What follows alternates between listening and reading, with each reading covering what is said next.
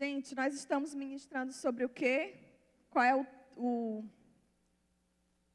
a nossa série de ministrações esse ano? Sobre o que é, gente? Feminismo, honra ou desonra? E na nossa primeira ministração nós trouxemos o que é o feminismo, né? Nós trouxemos fatos históricos do que se baseia o feminismo. Na nossa última ministração, quem esteve aqui no último sábado, na nossa última rede de mulheres, nós falamos sobre o valor de ser mulher. Nós estamos fazendo uma construção de ministrações para desmistificar e para trazer, quebrar essas ideias, essas ideologias que contradizem com os princípios da palavra de Deus. E nós falamos que muitas vezes o feminismo ele traz sobre a mulher, na nossa última ministração, um fardo muito grande, né, que traz como se o ser mulher fosse a pior coisa do mundo. Como se o ser mulher, a gente sabe que ser homem ou ser mulher tem os seus desafios, mas se traz como se fosse um fardo muito grande. Nós trouxemos à luz da palavra que há tantos prazeres e privilégios em ser mulher, e que nós precisamos celebrar o ser mulher. E hoje nós vamos falar sobre esses impactos que esses ideais feministas trazem no casamento. Por isso que o tema não desista do casamento. Porque as ideias que vêm até nós hoje, gente, é difícil hoje você ver um casamento bem sucedido, é ou não é? É difícil hoje em dia você ver alguém feliz no casamento, é ou não é? Porque muitas vezes a ideia de casamento ela tem sido modificada, ela tem sido modulada por essas ideias, por pensamentos, por circunstâncias. E muitas vezes nós vamos deixando essas situações entrarem na nossa vida, no nosso casamento, e sem nós nem percebermos, o nosso casamento começa a estar em ruínas. E um casamento, ele não se destrói da noite para o dia. São pequenas coisinhas que vão minando. E quando nós vemos, o casamento já está em ruínas. E aí precisa o Senhor vir e reconstruir. E nós somos mestres em reconstrução, através do poder de Deus. Mas nós precisamos estar muito atentas a essas ideias. Porque o casamento, como sendo uma instituição criada pelo Senhor, para nós que somos seus filhos, é algo perfeito, é algo sublime. Alguém tem dúvida de que o casamento não foi criado por Deus?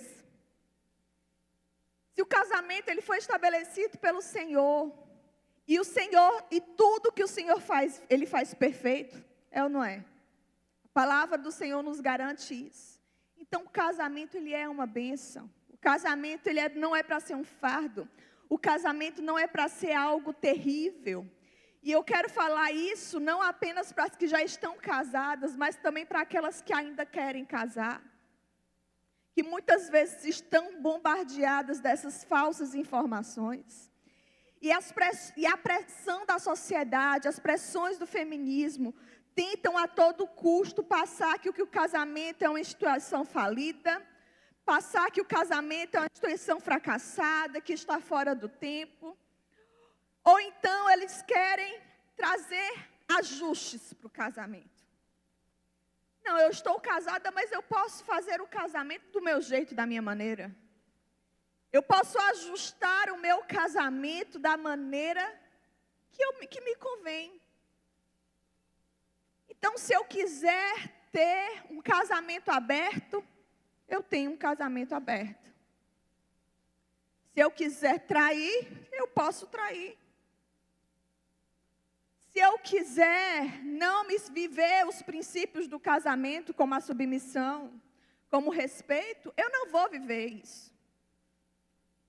Então, muitos, quando não querem viver o casamento, muitos rejeitam o casamento, mas quando aceitam, querem de acordo com as suas próprias expectativas, desejos, de acordo com aquilo que lhes convém e não de acordo com a palavra de Deus.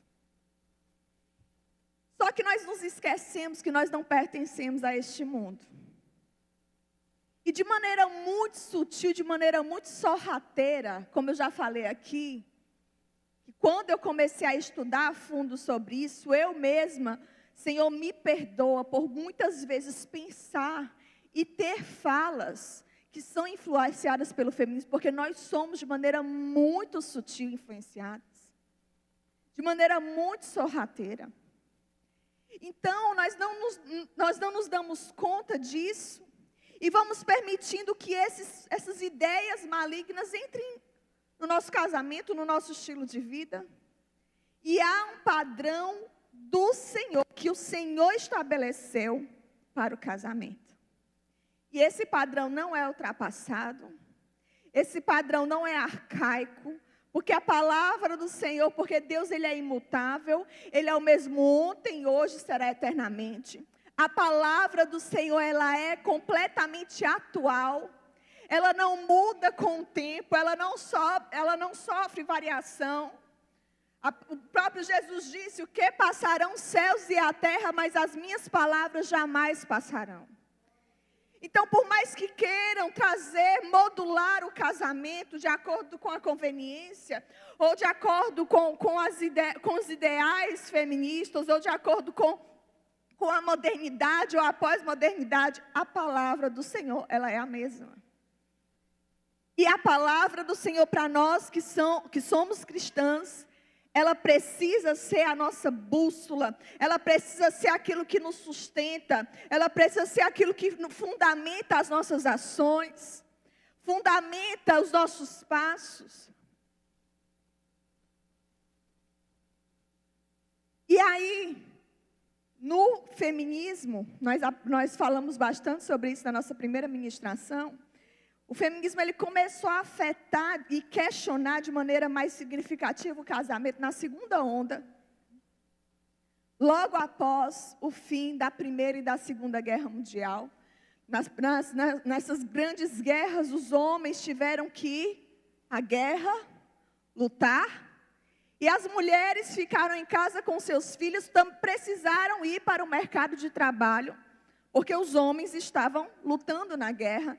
Então, elas precisavam trabalhar para poder ali trazer o sustento para a sua casa, enquanto os homens, os maridos, estavam lutando na guerra. E quando findou as guerras, e os homens voltaram para os seus lares, muitas mulheres, algumas decidiram voltar também.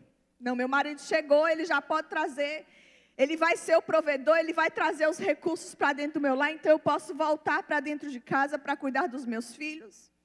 Mas teve muitas também que optaram isso como um estilo de vida e decidiram realmente seguir atrás das suas carreiras e do trabalho, e com isso começa a romper com os valores de família, para poder se dedicarem às suas carreiras. E aí, nesse momento, a moral, ela começa a ser questionada, aquilo que é moral, aquilo que é correto. E para que as mulheres fossem livres para fazer o que elas quiserem, elas não conseguiam mais ter a primazia do casamento. O casamento me impede de fazer muitas coisas. E eu quero ser livre. Então, começa o quê? O divórcio. Começa o quê? O aborto, porque um filho me atrapalha de seguir a minha carreira. Um filho atrapalha de fazer aquilo que eu quero. Então, eu não quero ter um filho. Se eu engravidei, eu não quero ter um filho, eu vou abortar esse filho. E o senso de família ali começa a ser perdido. E aí, hoje, o que vimos é o casamento completamente descaracterizado, o casamento que é a base da sociedade. Satanás, ele é tão sutil e ele é tão sagaz que ele ataca nós mulheres, nos fazendo sair da nossa posição como mulher aquela antigamente que estava ali dentro dos seus lares, cuidando do seu filho, cuidando ali do seu lar, trazendo realmente a paz, sendo aquele eixo de equilíbrio do lar. Faz com que as mulheres saiam de dentro para fora de casa, para realmente viver as suas vidas. E assim começa a destruição do casamento. Por quê? Porque casamentos fortes são filhos saudáveis. Um casamento bem estruturado vai gerar filhos saudáveis, filhos estruturados. Hoje nós vemos crianças doentes, crianças enfermas na alma por resultado dos casamentos fracassados dos pais. E aí, filhos desestruturados gera toda uma sociedade doente. Nossa sociedade está completamente doente. Essa semana eu fui fazer o meu pré-natal, e aí a minha médica, ela estava bem falante nesse dia, né? Estava eu, meu marido lá, e ela começou a conversar. Ela falando, olha, você não tem ideia do que eu recebo aqui. Das coisas mais absurdas que eu recebo aqui no meu consultório. Ela começou a relatar alguns desses casos. E ela falou assim, olha, chega aqui uma mãe, uma mulher grávida, que ela disse que está engravidando do segundo filho. E ela vai ter esse segundo filho, porque o primeiro filho, ele é autista. Então, esse segundo filho está vindo para cuidar do primeiro filho. Não, eu estou gerando esse segundo filho porque ele precisa ser cuidado pelo meu primeiro filho. Meu primeiro filho precisa receber o cuidado.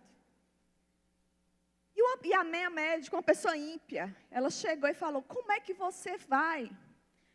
Como é que você já está colocando esse fardo sobre a vida do seu filho que está aí no seu ventre? Esse bebê, essa criança já está nascendo com o fardo de ter a responsabilidade de cuidar do irmão mais velho. Essa responsabilidade não é dele, é sua como mãe. Não delegue para o seu filho. Outro caso, ela disse que chegam muitas vezes as mulheres com muitas questões, com problemas depressivos, tomando ansiolítico, com muitos medicamentos antidepressivos, e elas chegam e falam, olha, doutor, eu quero engravidar. E aí elas apresentam a lista de medicamentos que elas estão tomando. E a médica olha para ela e fala assim, você não pode ter um filho com esse tanto de medicamento que você está tomando. Você precisa primeiro tratar a questão da sua saúde psicológica, para depois pensar em ter um filho, porque esse tanto de medicamento vai afetar o desenvolvimento do seu bebê. Não, doutora, eu quero ter um filho agora. Porque esse filho vai me salvar dessa situação que eu estou passando. O filho vai ser o meu escape, esse bebê vai ser o meu escape. Então são mulheres desestruturadas, que estão em casamentos desestruturados, que estão gerando filhos desestruturados. Quando nós vemos a nossa sociedade está o quê? Completamente doente. Outro dia ela disse que chegou uma paciente dela toda roxa. Toda vez que ela chegava para o pré-natal, ela chegava com um roxo diferente. O que é isso aqui? Não, caí. No outro pré-natal de novo. O que é isso aqui? Não, levei uma queda. Aí ela disse que chegou e o marido junto. E ela sabia que não era queda. E ela chegou e falou assim, olha, você está caindo demais. E começou a brigar com essa mulher. Você precisa tomar mais cuidado. Você está muito distraída, você vai acabar machucando seu bebê. E aí o marido começou a se zangar, porque a médica estava brigando. E ela disse que depois de um tempo, recebeu uma ligação dessa paciente. Ela falou, doutora, e ela parou de ir lá, essa paciente. Doutora, eu parei de ir no seu consultório de me consultar, porque o meu marido, ele estava me batendo, ele estava me agredindo. E como a senhora começou a brigar, ele começou a não querer mais ir lá, mas eu me separei dele. Eu não estou mais com ele. E ela falou, que bom que você teve a coragem de tomar uma decisão dessa, de sair de um relacionamento. Porque mulher não foi feita para estar apanhando dentro de casamento. Nós sempre vamos zelar e crer na restauração do casamento, mas quando chega no nível de agressão, quando chega no nível de ameaças de morte, quando chega, você precisa, pelo bem, seu próprio bem e pelo bem dos seus filhos, sair desse relacionamento. Então, esse é o retrato que nós temos da nossa sociedade hoje. Uma sociedade completamente doente. E aí, os casamentos são desfeitos por mera incompatibilidade. Por que você se separou? Ai, não, porque não deu certo. Ele é muito diferente de mim. Você é muito diferente de você porque você casou. Ai, não deu certo, não quero saber de casamento. Homens e mulheres vivem dentro de casa uma rivalidade, uma competitividade. Homens fracos, acovardados, enquanto as mulheres estão fortes como rochas, erguidas sob o fundamento do ego e da soberba. E eu quero só trazer aqui algumas mentiras desses pensamentos feministas. O primeiro deles, Simone de Beauvoir, que foi uma das precursoras do feminismo, ela fala: não são as pessoas que são responsáveis pelo falhanço do casamento. É a própria instituição que é pervertida desde a origem. A palavra do Senhor nos mostra claramente que isso não é verdade. Que a instituição, desde a sua origem, quando é estabelecida pelo Senhor, vivendo os princípios do Senhor, há um casamento de sucesso. Nós temos exemplos de restauração, nós temos exemplos da rainha Esther, nós temos o exemplo de Ruth, nós temos o exemplo da própria Abigail, que sofreu com um casamento terrível, mas que Deus teve tanta misericórdia dela que matou o marido, e ela pôde viver feliz com Davi. Nós temos Priscila, que foi casada e foi uma grande mulher de Deus no Novo Testamento. Nós temos Sara, nós temos Rebeca, e nós temos tantos exemplos também fora da palavra do Senhor que nos mostram que é possível sim, que o casamento não é uma instituição falida. Olha essa frase absurda da Lady Gaga. Você quer casar com alguém que te ame, te dê carinho e que sempre esteja ao seu lado? Então case-se com a sua mãe. As mulheres, hoje em dia, elas querem ser amadas e valorizadas. As mulheres, elas têm esse anseio. Mas muitas vezes elas querem ser amadas e valorizadas de acordo com a sua perspectiva. E muitas vezes ela deposita no marido e no homem toda a sua carência, esperando que o marido corresponda de acordo com a sua carência. E quando o marido não corresponde de acordo com a sua carência, elas se sentem frustradas. E eu quero te dizer, que eu sempre tenho falado aqui, que homem nenhum é capaz de suprir a carência de uma mulher. Casamento nenhum é capaz de suprir as nossas carências. Apenas no Senhor é possível nós sermos supridas com todas as nossas carências. Apenas um relacionamento íntimo com o Senhor. Quando a gente não tem as nossas carências supridas, as nossas expectativas vazias no Senhor, aí sai um absurdo desse. Que apenas o amor de mãe é capaz de amar, dar carinho, estar sempre ao nosso lado. E nós vemos que tem muita mãe que nem isso faz. Então a nossa expectativa não pode ser em homens. Não pode ser em pessoas, é sempre no Senhor. E aí tem outra que diz assim: o amor é o mais agradável episódio do romance da vida, e o casamento o apagador do amor. que é o que agora está na moda. Eu não quero casar, eu quero apenas namorar. Eu quero amar, eu quero ser amada, eu quero viver um romance, mas eu não quero casamento, porque casamento estraga tudo. Porque hoje as pessoas pregam tanto a tolerância e o respeito, mas elas estão completamente intolerantes às pessoas que são diferentes. Casamento é você conviver com uma pessoa completamente diferente de você.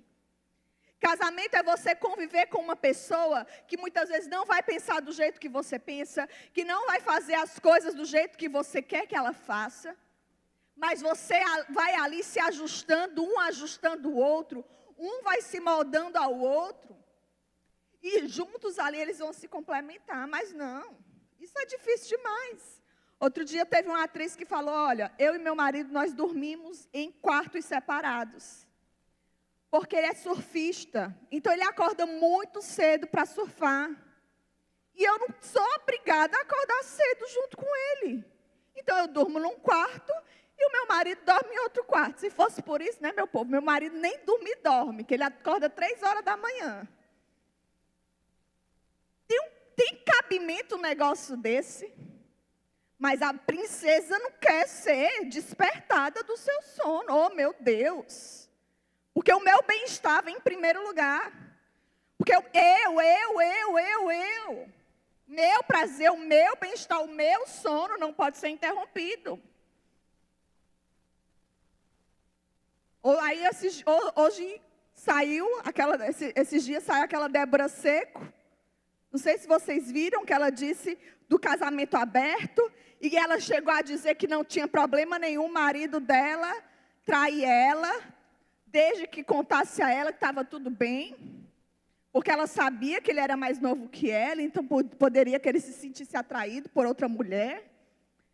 Uma mulher dessa tem uma autoestima falida, destruída. O resultado saiu agora que eles estão se separando.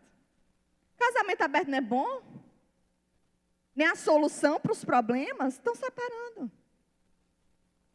Então é isso que o mundo está querendo pregar para a gente. Ou então pregam o quê? Que o adultério não tem problema. Olha essa frase da Marilyn Monroe. Maridos são bons amantes, principalmente quando eles estão traindo suas mulheres.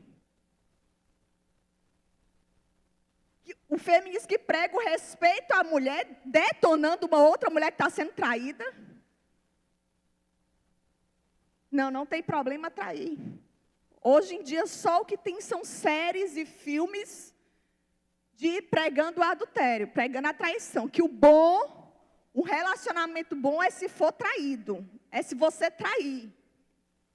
Então, é esse nojo, que dá nojo. É esse caos que nós vivemos hoje. E aí, de maneira sutil e sorrateira, isso vai entrando no nosso casamento. Aí tu briga com teu marido, realmente, o casamento é uma desgraça mesmo. Olha, eu não aguento mais esse homem, eu não aguento que eu vejo. Realmente eu vou dormir. Eu vou arranjar outro quarto para eu dormir. E aí eu vou dizer algo a vocês, que eu tenho conversado com mulheres dentro da igreja, e eu vou dizer que não é uma, não é duas, não foram 3, foram várias. Mulheres que não dormem, viu, Joyce? Que não dormem na mesma cama que o marido.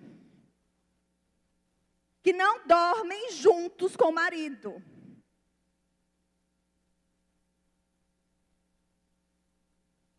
Aí eu fico me perguntando, porque é assim que começa a acontecer. É assim que esses princípios começam essas ideias começam a romper os princípios da palavra de maneira muito sorrateira. Você começa a não dormir mais com seu marido. Não, eu durmo com meu filho, porque meu filho, ele acorda muito à noite, então eu vou dormir lá no quarto com meu filho e meu marido fica no quarto. Gente, que absurdo é esse, pelo amor de Deus? Ai, pastor, é tão bom dormir com meu filho, é maravilhoso. Eu também amo dormir agarradinho com meu filho. Mas eu não casei com meu filho, eu casei foi com meu marido. Eu tenho que dormir agarradinha com meu marido, não é com meu filho, não. Aí a criança cresce, diante disso e começa a replicar. Quando casar, não tem problema nenhum. Eu dormi com os meus filhos, meu marido dormir no quarto dele, porque eu cresci assim. Marido e mulher é para dormir um do lado do outro. Pastor, eu não aguento o ronco do meu marido. Minha filha, você vem me dizer que não aguenta o ronco do seu marido? Porque você nunca ouviu o ronco do meu marido. Eu passo a noite todinha chutando ele. É a noite todinha. Amor, em nome de Jesus, tu tá roncando demais. Vira de lado. Vira pro lado, aí ameniza o ronco. Aí vira pro outro, aí vira de novo. Aí é assim.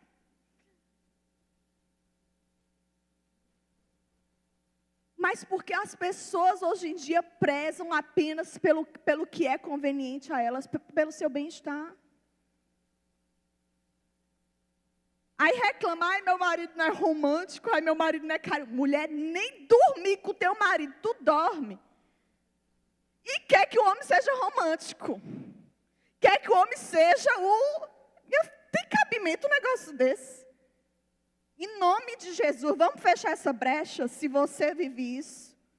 Que isso não é uma brecha, não é uma lacuna no seu casamento. Para que inúmeras coisas entrem e você nem percebe. Começa nas pequenas coisas. Começa quando você não senta à mesa com seus filhos e com seu marido. Quando fica um corre para um lado, outro corre para o outro, ó. E não há mais aquele amor, aquela harmonia. Vamos abrir lá em Efésios 5.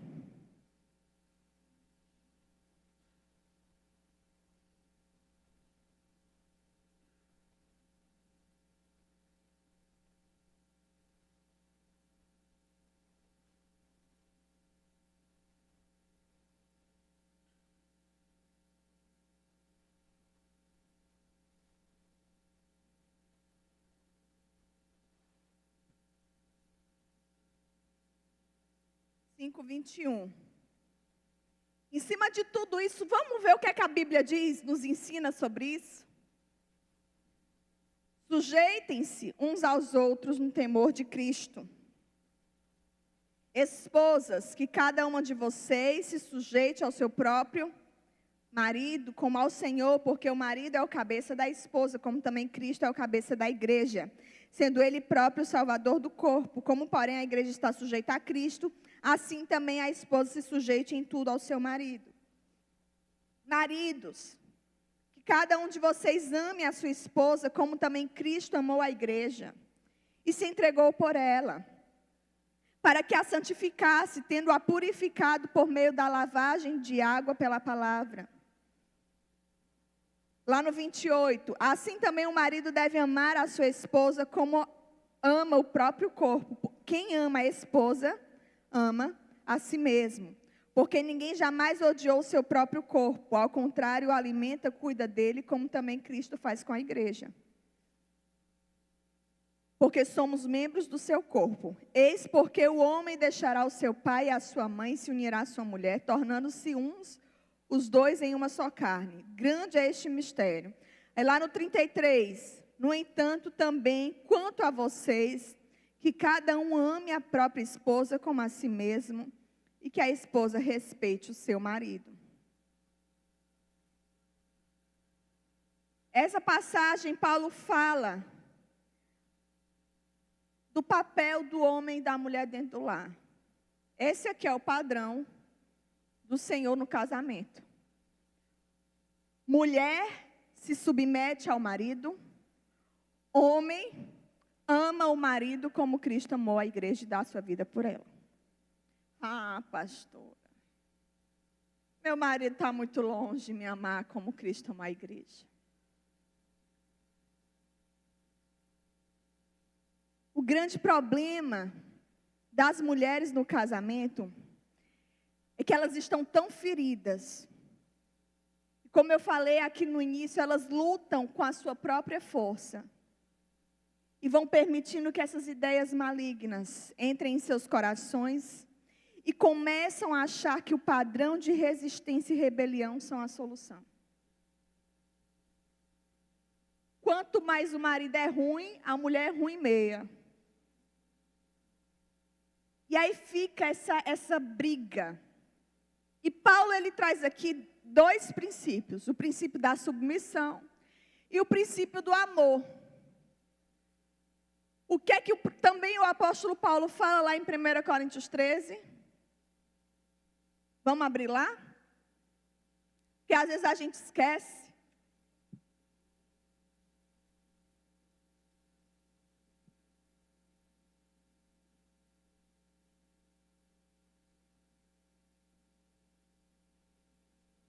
Versículo 4. O amor é paciente e bondoso. O amor não arde em ciúmes. Não se envaidece, não é orgulhoso. Não se conduz de forma inconveniente. Não busca os seus próprios interesses. Não se irrita. Não se ressente do mal. O amor não se alegra com a injustiça, mas se alegra com a verdade. O amor tudo sofre, tudo crê, tudo espera, tudo suporta. O amor jamais acaba. Só que a gente quer viver tudo isso do amor, que os outros sejam assim conosco. Que o meu marido seja paciente, bondoso, que ele não tenha ciúmes, que ele não se envaidece, que ele não seja orgulhoso. Mas eu não estou disposta a fazer isso por ele. É assim ou não é? É. O amor é paciente e bondoso. Na primeira briga, tu quer já pegar tuas coisas e ir embora. É paciente. Pastora, qual é o nível de paciência, meu amor? É até onde Deus mandar. É ser paciente, é ser bondoso, é ser longânimo. Nós falamos sobre isso no ano passado, o ano todinho, sobre os frutos do Espírito. O amor não arde em ciúmes. Ah, mas a mulher se vê a mãe, a sogra. Oi, meu filho. Pronto. Ai, meu Deus. Minha sogra tem ciúme da sogra, tem ciúme do filho, tem ciúme do cachorro, do papagaio, tem ciúme de todo mundo. O amor não é orgulhoso. Se o amor não é orgulhoso, ele é o quê? Humilde. Se ele é humilde, você serve, você se inclina para servir. Você é humilde, você é despido de toda e qualquer estrutura. O amor não busca seus próprios interesses. Mas eu quero que o meu marido faça tudo do jeito que eu quero, da minha maneira. Ele não se irrita. O amor não se irrita. Como é que está aí tua irritação com teu marido? Hein? Ficam tudo calada, né? Vocês acham que eu não sei, não? O marido faz zoar e a pessoa já roda a baiana, mas o amor não se irrita, não.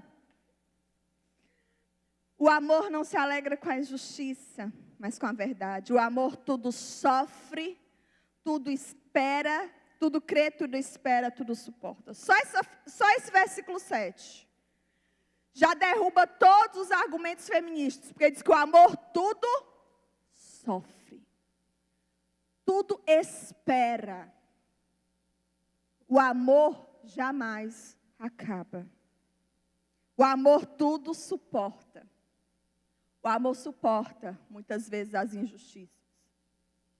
O amor suporta muitas vezes as situações difíceis que você enfrenta. Pastora, e é isso que nós precisamos entender, que é um padrão que o Senhor quer que nós sigamos. Mas nós estamos querendo seguir o padrão do mundo. E o padrão do mundo é o quê? É de resistência, é de rebeldia, é de rebelião. É que se o meu marido não me ama, eu vou fazer da vida dele um inferno. Tem um filme, eu não sei se vocês já viram. Separados pelo Casamento. Alguém já assistiu esse filme? Com a Jennifer Aniston. Esse filme é triste. Mas retrata muito bem. Eles são bem diferentes. O marido é aquela pessoa mais espontânea, né? Preza muito pelo prazer, pelo bem-estar, pela diversão. E ela já é aquela mulher mais responsável, mais trabalhadora e tudo. E eles começam a realmente viver muitos conflitos e decidem se separar. Mas, eles, mesmo separados, eles continuam vivendo na mesma casa, esperando que a casa seja vendida, para que quando a casa seja vendida, eles possam dividir o valor e cada um comprar a sua casa e morar. Só que ela é louca por ele. E ela quer permanecer com ele. Mas aí ela fica querendo fazer coisas para mostrar para ele que ele não vive sem ela. Mulher tem essa mania de se achar a última Coca-Cola do deserto, né? De achar que ela é a solução, de que o homem não vive. Meu filhão, ele vive sem você. Pessoas vivem sem pessoas, só não pode viver sem Deus. Mas é possível sim, viver sem um ou outro. É possível. Aí ela fica, aí ela começa a fazer várias estratégias. Aí ela sai com o homem para fazer ciúmes nele. Aí ele troca, faz uma festa com prostituta dentro da casa. E fica essa briga um do outro, mas ela é louca por ele. Ela quer que ele se conserte. Ela quer mudar ele de acordo com esse padrão de resistência. Resultado, o que é que acontece? Final do filme, triste. Se separam. E o filme é isso, né? Porque a gente assiste o filme para ver final feliz, né? Porque de final triste já basta a vida, né? Não, gente, eu estou brincando. Tem final feliz na vida também. Então, nós precisamos entender isso, que não é um padrão de resistência que vai mudar o nosso casamento. E aí, como nós lemos aqui em Efésios 5, ele dá dois fundamentos. O fundamento do amor e o fundamento da submissão. Que esse fundamento da submissão é o mais odiado e o mais questionado pelas mulheres. E nós vemos que quando Deus, lá em Gênesis, Ele criou o homem e a mulher, Ele nos criou para nós sermos o quê?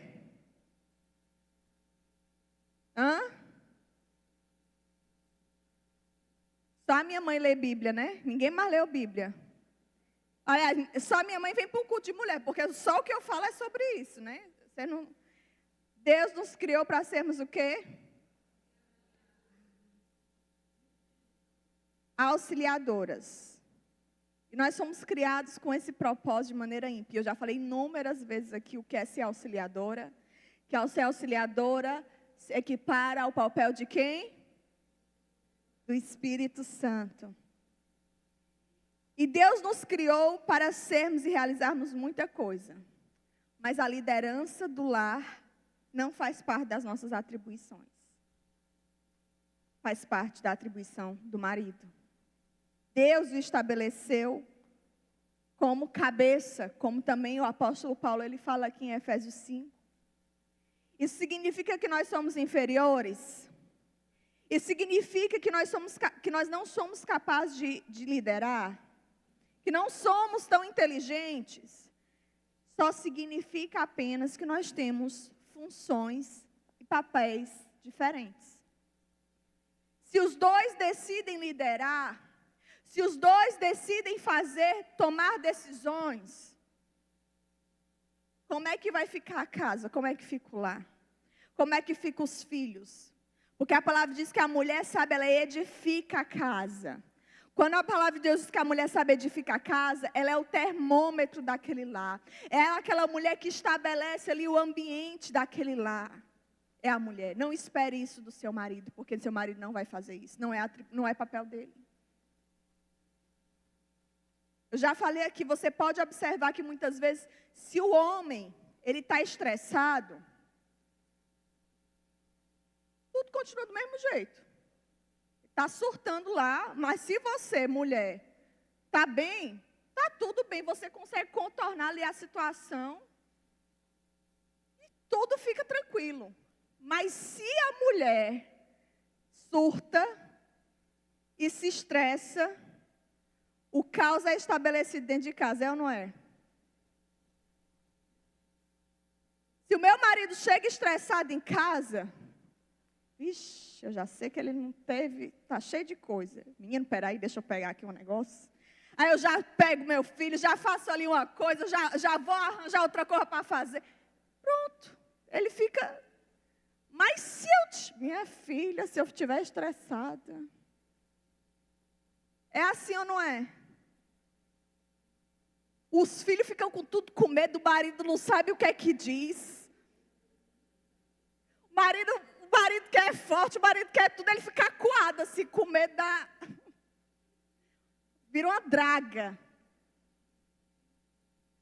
Mas quando a mulher decide entrar no jogo, o grande problema é esse. É que a mulher entra no jogo do marido, quando ele está estressado. E aí você tira essa paz, essa harmonia do lar. Então não espere que o seu marido seja o que vai edificar o seu lar, porque quem vai edificar o seu lar é você, não é ele. Então nós queremos atribuir ao marido aquilo que não é nossa atribuição, e queremos que fazer o que é dele, e não o que é nosso.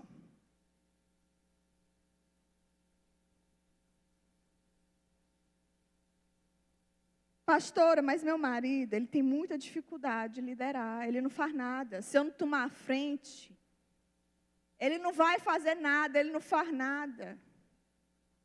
Será que ele não faz nada justamente porque você não toma a frente de tudo? Será que ele é acovardado, completamente passivo, porque ele já se acostumou que você toma a frente e faz tudo? Quem está no FMV sabe o que é que a gente precisa fazer? Sair de cena e devolver o lugar dele. É fácil? Mas você vai se coçar, você vai morder sua língua, você vai ficar louca para fazer. Você vai ficar louca para liderar. Mas você não vai fazer, porque você vai devolver a ele o lugar dele.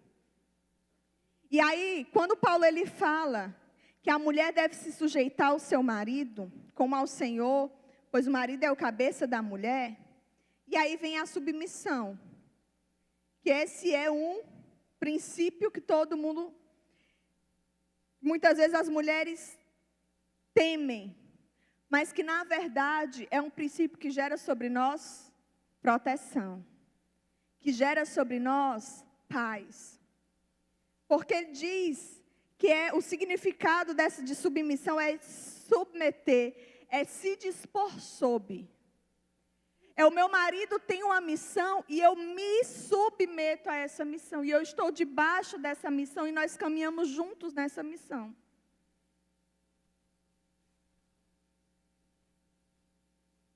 E a submissão, ele é um princípio que se aplica no casamento, mas é sobretudo um princípio para todo cristão ser vivido. Tanto é que Paulo, ele inicia falando do quê?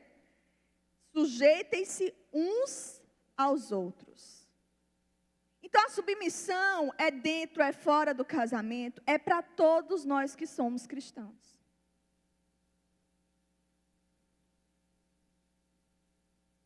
E quando o Senhor, ele estabelece aqui esse parâmetro, esse papel de homem e mulher. Quando ele fala para a mulher se submeter ao marido, depois ele vem o quê? Ele diz, marido, ame a sua esposa como Cristo amou a igreja. E que dá a sua vida por ela. Sob essa perspectiva, a submissão é um fardo. Você tem um marido que ama você como Cristo amou a igreja. Alto lá, como Cristo amou a igreja. Quer dizer que o marido vai fazer tudo que você quer? É um amor sacrificial. É um amor que cuida. É um amor que se importa. Mas é um amor que também muitas vezes vai lhe repreender. Que muitas vezes vai lhe disciplinar. Que muitas vezes vai ser contrário àquilo que você pensa. Mas quando a gente lê como Cristo amou a igreja. Cristo não bate em vocês, não é? Porque eu apanho todo dia. Todo dia é uma lapada diferente do Senhor. Toda vez que eu vou ler a Bíblia, o Senhor me dá, te conserta, te ajeita, te orienta. Vocês nem assim, não? Cristo, Ele também nos disciplina. O amor também nos exorta. Então a gente espera que o amor seja esse amor que faz tudo o que eu quero. Que satisfaz todos os meus desejos. Isso não é amor, isso é mimo. E você não é uma menina, você é uma mulher. Você não é uma menina mimada. Para que as pessoas façam tudo que você quer. Então esse é o padrão de Deus. De submissão e de amor. Quando esses elementos estão em ordem dentro do lar, o casamento é a coisa mais perfeita do mundo. Pastora, mas não está em ordem, então é preciso consertar. E como é que a gente conserta? Começa por quem esse conserto? Por que não é por ele? Não sei, pergunte a Deus. Aí você vai ter que perguntar a Deus. Não é a mim.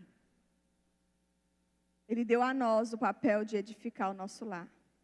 Mas para organizar isso, começa por mim e por você, por nós que somos mulheres.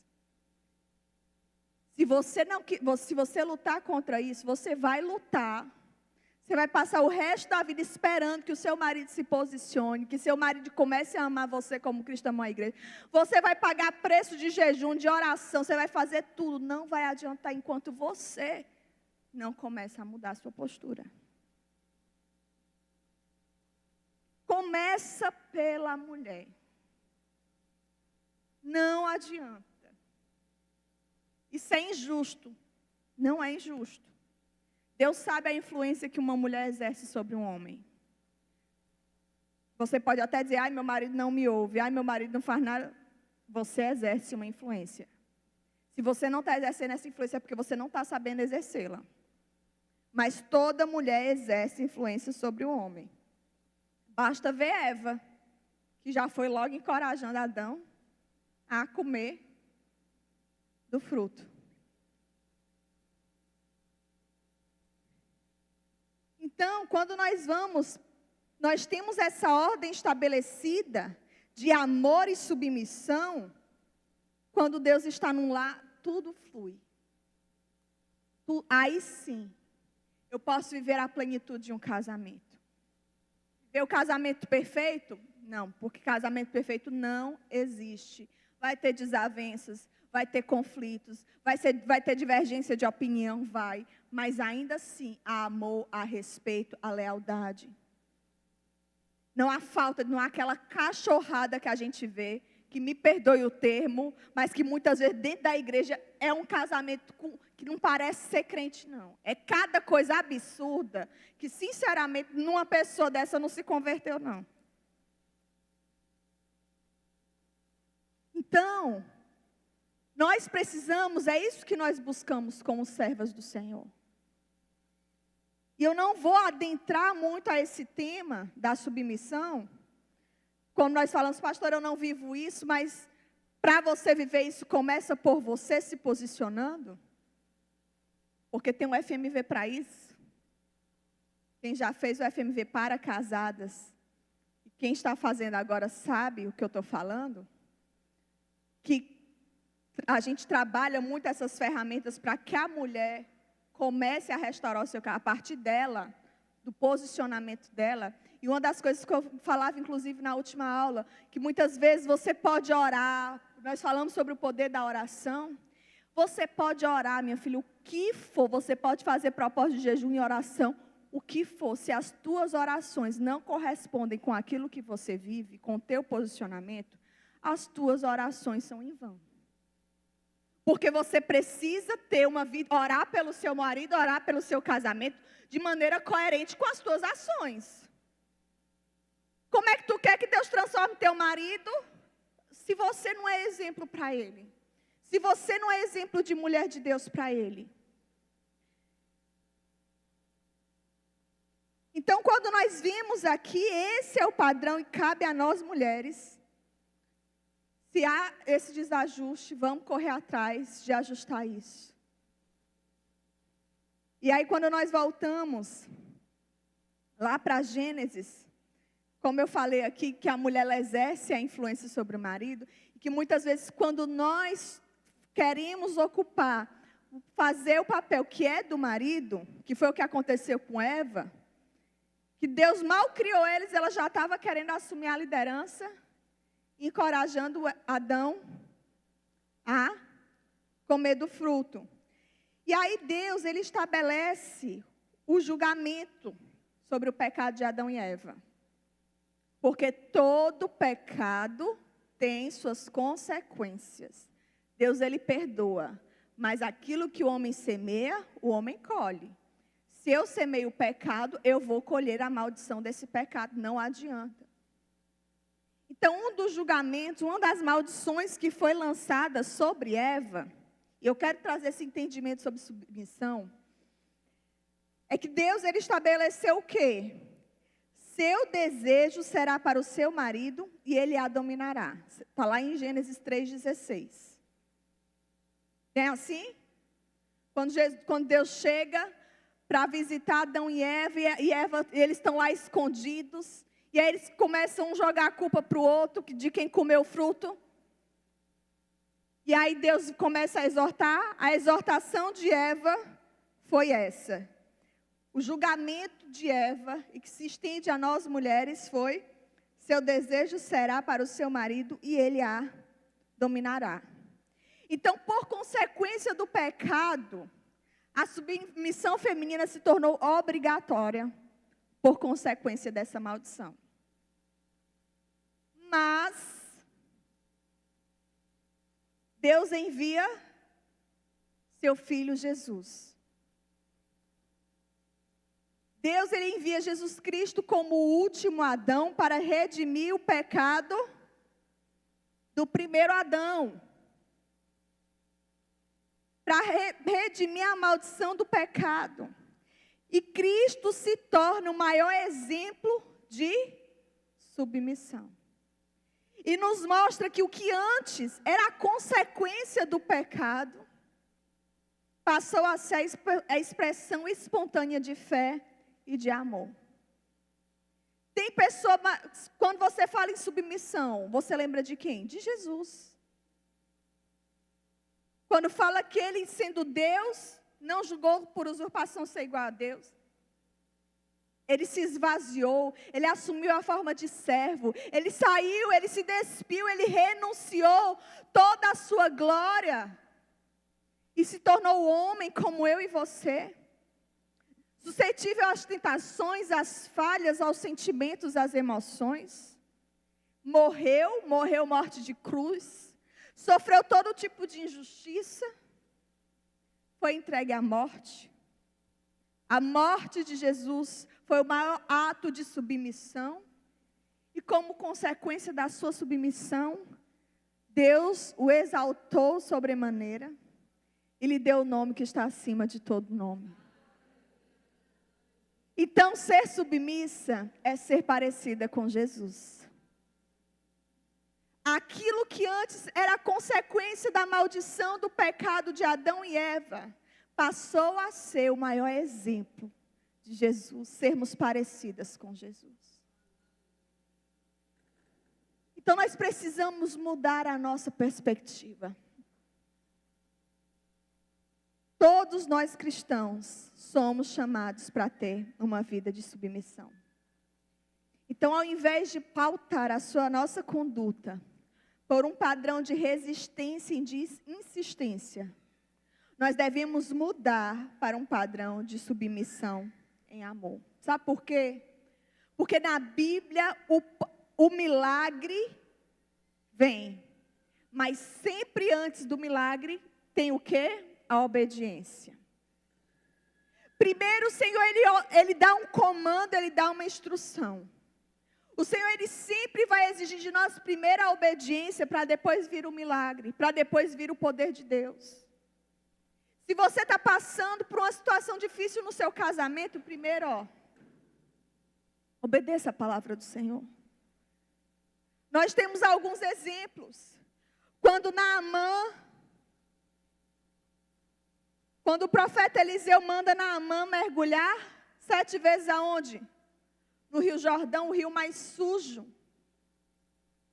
O milagre estava disponível, preparado, esperando por Naamã, sim ou não? Mas ele teve que obedecer antes. Quando o povo de Deus estava prestes a atravessar o Rio Jordão, quando os sacerdotes botaram o pé, primeiro eles tiveram que o quê? Botar o pé nas águas. Depois que ele bota o pé nas águas, o rio se abre. As águas que vinham de cima começam a correr, parar de correr. Então, na palavra do Senhor, o Senhor sempre vai nos dar um comando que vai exigir de nós a obediência, para depois Ele vir com o milagre, para depois Ele vir com o poder. Se você quer viver um milagre do Senhor, se você quer viver um padrão de Deus para o seu casamento, comece a obedecer. Comece a fazer a sua parte. Comece a viver aquilo que o Senhor tem. Então, diante disso, nós temos 2 caminhos. A palavra do Senhor sempre nos dá 2 caminhos. Nós temos o caminho da resistência, da rebelião, de você se revoltar, porque o que nós vemos no movimento feminista é isso. É um movimento de rebeldia, de rebelião, onde as pessoas são simplesmente revoltadas, porque elas não aguentam mais viver aquela situação, porque elas estão completamente feridas em seu casamento, elas não conseguem mais viver aquele estado, aquela situação, elas não sabem como lutar, então elas resistem, então elas lutam na força do seu braço, então elas vão ali numa insistência. Ou você tem o caminho de Jesus, que é a submissão. Entender que começa por você esse trabalhar. Entender que o Senhor quer primeiro que você obedeça a Ele. Que você coloque o Senhor como centro da sua vida. Por isso que nós vemos mulheres tão cansadas, mulheres tão sobrecarregadas, mulheres tão abatidas, porque elas estão a todo custo lutando na força do seu próprio braço. Não deixam Deus ser Deus na vida delas. E aí tem 2 caminhos. O caminho da resistência, da rebelião, de você se revoltar. Mas tem o caminho, Senhor, eu não vou desistir do meu casamento. Senhor, eu não vou desistir de viver aquilo que o Senhor tem para a minha vida. Senhor, não vou desistir de viver as tuas promessas para mim. E algo que eu sempre falo, o casamento não é um fim em si mesmo. O casamento não é a fonte de felicidade eterna. Talvez você esteja vivendo um casamento infeliz e talvez você esteja solteira, esperando o casamento para que todos os teus problemas sejam resolvidos. Talvez você esteja esperando o casamento acontecer. Não, eu vou ser feliz quando isso vai acontecer na minha vida quando eu casar. Quando o meu marido se converter, vai ser o momento mais feliz da minha vida. Quando meu marido se consertar, aí sim eu vou ser feliz. Deixa eu te dizer, é possível ser feliz independente das circunstâncias. Porque a nossa felicidade está em Cristo Jesus. Não está em pessoas. Eu canso de falar isso aqui. Mas quanto eu canso de falar isso aqui, mais eu vejo pessoas enganadas, esperando que a conversão do marido, esperando que a mudança do marido, esperando que o casamento traga a felicidade. O casamento não vai trazer a tua felicidade. Não vai. Não se engane. Quando o teu marido se converter e Deus restaurar o teu casamento, vai vir outro problema, vai vir outras circunstâncias, vão se levar, porque aqui nesse mundo nós estamos sujeitos a situações más, a situações difíceis. Mas é possível nós passarmos por essas situações difíceis, tendo a paz que excede todo entendimento, tendo a felicidade que nós encontramos em Cristo Jesus. Então, muitas vezes, Deus até às vezes está segurando essa transformação do teu marido. Muitas vezes Deus está até segurando o teu abençoado, o teu varão de chegar. Porque muitas vezes você está colocando tanta expectativa nas pessoas. E não vai. Enquanto o Senhor está querendo se revelar a você, para que você conheça Ele de maneira plena. E que você seja plena nele. Que aí você sendo plena nele, você vai ter um casamento pleno, você vai ter filhos plenos, você vai ser plena em todas as áreas da sua vida. A plenitude não está em coisas, não está em pessoas. Está apenas uma pessoa, em Jesus. Então pare de ficar criando expectativa de que quando a situação mudar, quando isso na minha vida mudar, quando isso acontecer, não. Cristo, Ele é a plenitude na sua vida. Então, para nós finalizarmos, essas ideias malignas, nós precisamos lutar e combater elas todos os dias. E a minha oração é que você esteja sensível à voz do Senhor,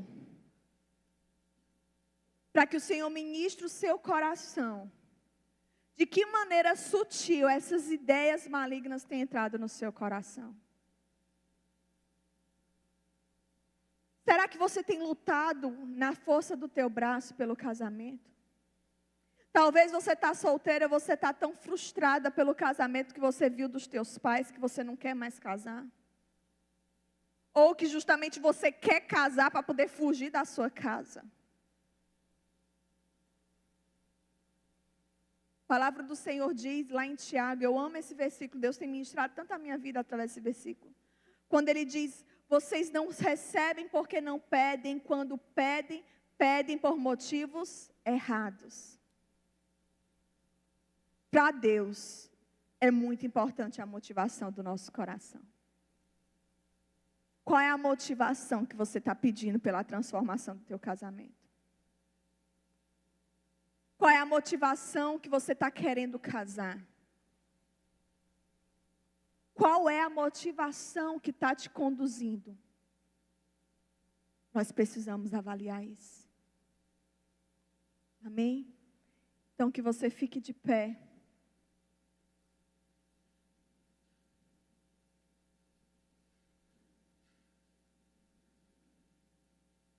Nós estamos construindo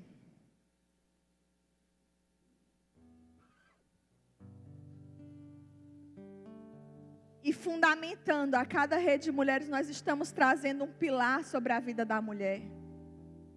Eu não vou falar os próximos, senão vou dar spoiler. Eu gosto de fazer surpresa. Mas nós queremos ministrar sobre e desfazer essas ideias malignas sobre cada área da vida da mulher. E trazer sempre a luz da palavra do Senhor, porque a luz da palavra do Senhor é o que nos guia.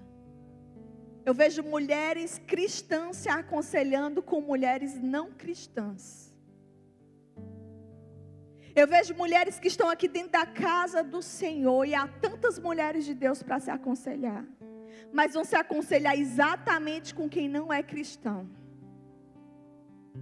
Vai sair algum conselho bom, minha irmã? Me diga isso, em nome de Jesus. Aí porque a minha amiga, porque a fulana, a ciclana, a prima da minha amiga, não sei o que, me disse isso, gente. Você acredita numa pessoa que está com a vida toda detonada e toda destruída? Você segue o conselho de uma pessoa que não é exemplo para você? Mas porque muitas vezes essa pessoa fala aquilo que você quer ouvir. E muitas vezes nós vamos falar coisas que você não quer ouvir. Mas são coisas que estão fundamentadas na palavra de Deus. Nós precisamos parar de nos enganar. É tempo de parar de nós enganarmos a nós mesmas. Pare de se iludir. Querendo respostas, querendo soluções rápidas para os teus problemas. Querendo que o teu casamento seja mudado e transformado da maneira que você quer. Não é você, é o Senhor.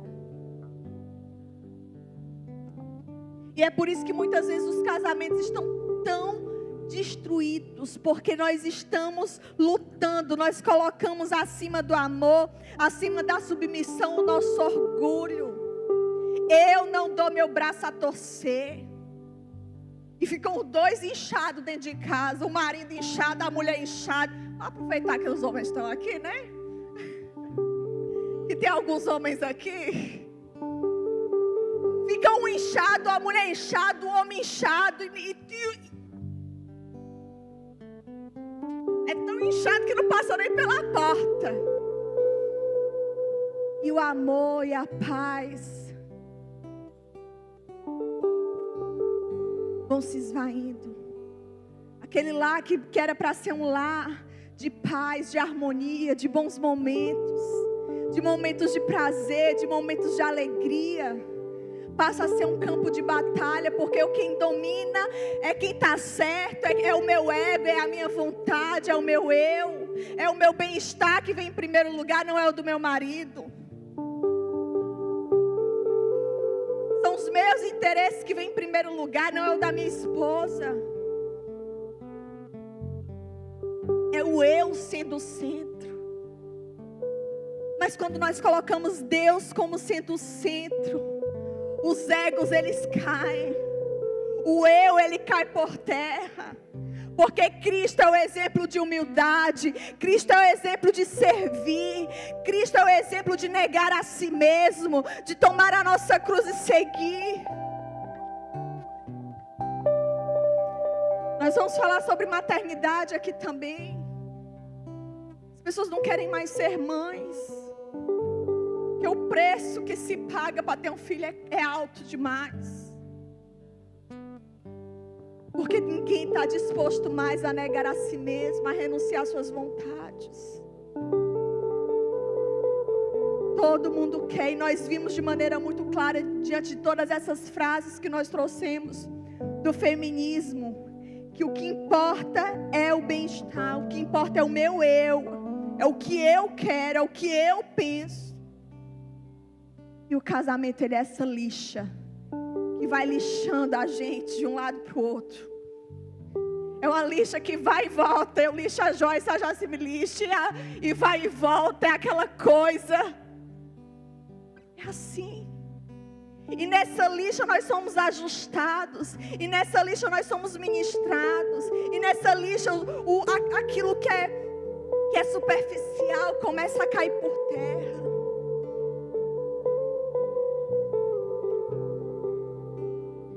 Vamos tirar o nosso ego, o eu do centro. Vamos deixar Deus ser o centro das nossas vidas. Pare de querer lutar contra Deus. Pare de querer mudar o seu marido da maneira que você quer mudar. Quando você quer mudar o seu marido na força do seu braço, você está tirando o pincel do Criador e querendo mexer na obra de arte dele.